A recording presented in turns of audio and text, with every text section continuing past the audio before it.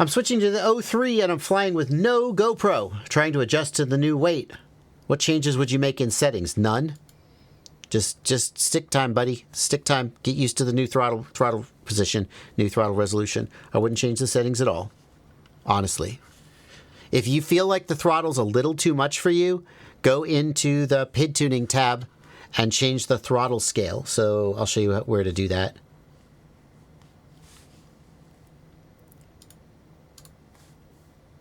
Come on. So in the PID tuning tab, rate profile settings, throttle limit scale, throttle limit percent, and take that to something less than 100, like 80%. That'll reduce the power of the quad and make it a little easier to control. But like the whole reason you're going to enjoy flying without that GoPro is because of the additional responsiveness, snappiness, and agility. So I would actually say just get used to it. You should. A good pilot should be able to fly a quad with a hover position around 18-20%. No problem. A beginner is going to struggle with that much power and the precision because a lot of your flight is going to be basically between 0 and 50% throttle.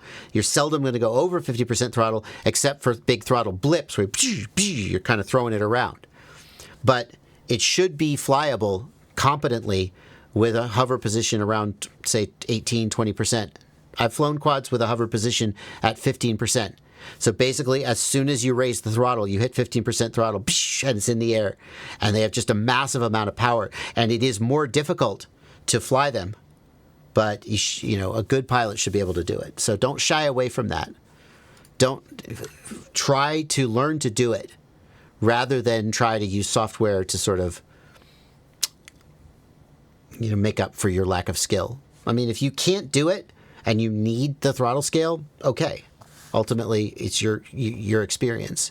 If you're not having fun, then don't do it. But it's not out of the question to fly a quad with that power to weight.